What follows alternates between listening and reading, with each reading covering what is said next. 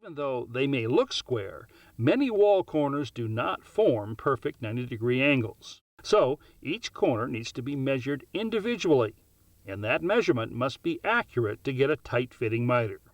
Now, the old way of doing this was to take a bevel gauge, adjust it to fit the corner, lay the bevel gauge on top of a protractor, read the angle on the protractor, and then divide that reading by 2. That provided the miter saw setting. Well, fortunately, there's a much faster, simpler, and more accurate way. This 505P protractor from Starrett Tools is designed just for this job.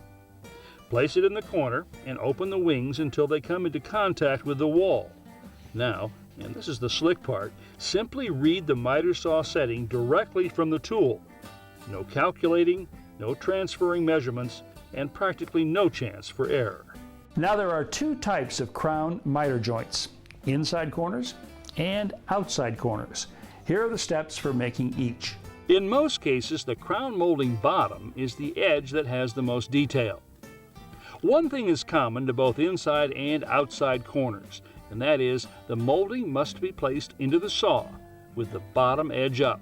In other words, the bottom edge will always be against the miter saw fence. It's also important to keep in mind whether you're cutting the left-hand or right-hand piece of molding.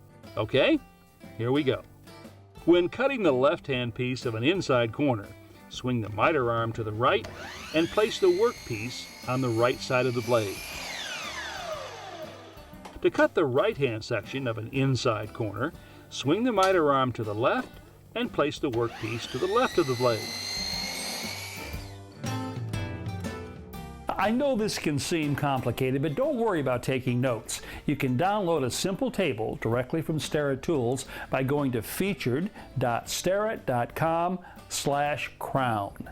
Here's how to handle an outside corner.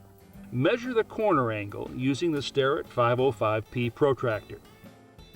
Read the saw setting and set the miter saw arm.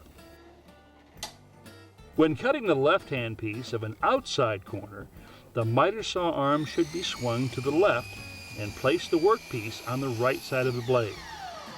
And finally, when cutting the right-hand section of an outside corner, swing the miter arm to the right and place the workpiece to the left of the blade.